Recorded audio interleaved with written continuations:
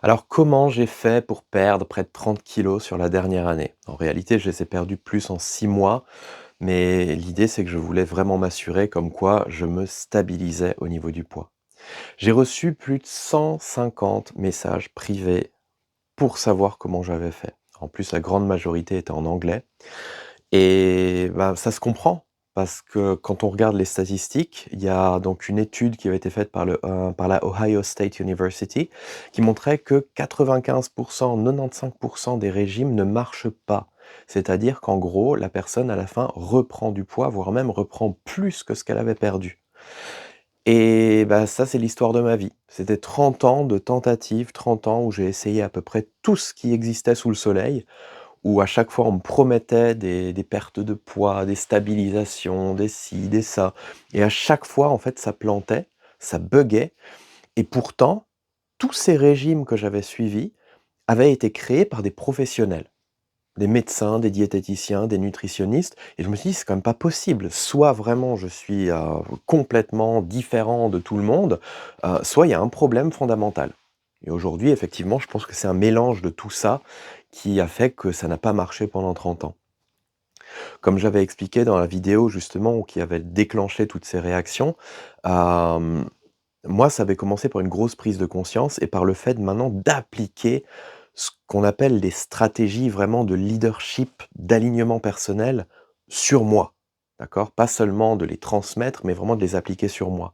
Donc j'ai vraiment passé 1 an à me documenter, à tester, à voir, à éprouver un petit peu tous les concepts, à avoir aussi de la pensée critique, et ça, c'est vraiment quelque chose, je remercie l'université de Zurich avec laquelle maintenant je travaille, sur un MBA justement pour qui m'aide énormément à développer cette pensée critique.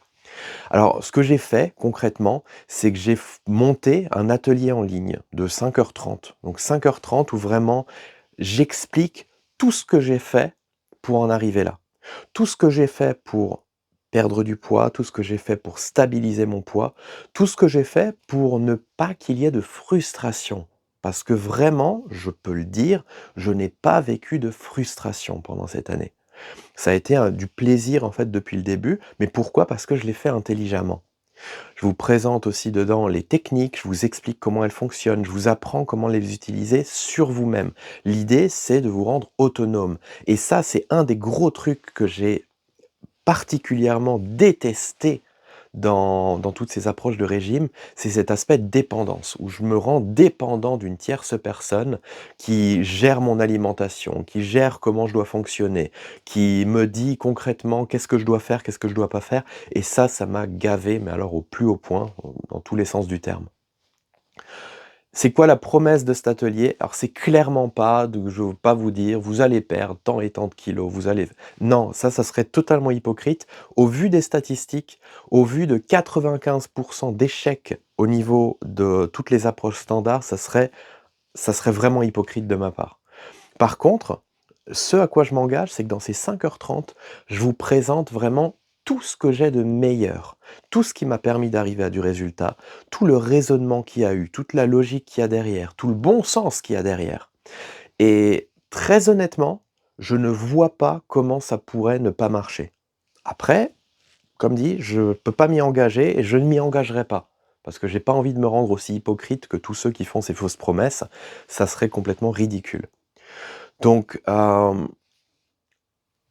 mon objectif par rapport à ces 5h30, c'est de vous montrer comment déjà éviter de suivre des mauvais conseils qui vont, bah, comme ça m'a été le cas pour moi, hein, de me laisser dans une spirale d'échecs pendant des années.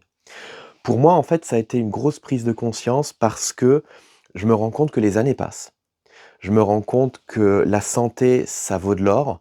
Je me rends compte que j'ai dépensé tellement d'argent pour faire ces pertes de poids et qu'en réalité, tout le temps que j'ai perdu, ces 30 ans que j'ai perdu en état de surpoids, d'obésité, bah, tout ça, ça a un impact, et je sais que ça a un impact sur mon espérance de vie même puisque, ben, j'ai suffisamment lu d'études sur le sujet qui montrent qu'effectivement l'obésité réduit l'espérance de vie, et je me suis dit: «Ça, j'ai plus envie de passer à côté de tout ça». parce que les années passent, parce que j'ai pas envie de finir, avec un arrêt cardiaque ou des conneries comme ça et que je préfère mettre toutes les chances de mon côté. Et ça a été un des gros aspects qui moi m'a fait, on va dire, sortir des sentiers battus et de chercher vraiment à trouver des solutions. Donc, comme dit, c'est 5h30, je les ai tournés en anglais. Pourquoi? Parce que la grande majorité des personnes qui m'ont écrit étaient anglophones. Par contre, j'ai fait tout sous-titrer en français. Ça veut dire que même si vous ne parlez pas l'anglais, vous pouvez suivre la formation intégralement en français, donc au travers des sous-titres. Et voilà, il y a rien qui puisse vraiment vous empêcher de le faire. Donc ce que je vous propose, cliquez sous la vidéo, allez découvrir un petit peu plus, de quoi il en ressort et puis, bah, écoutez, on se retrouve de l'autre côté. À bientôt.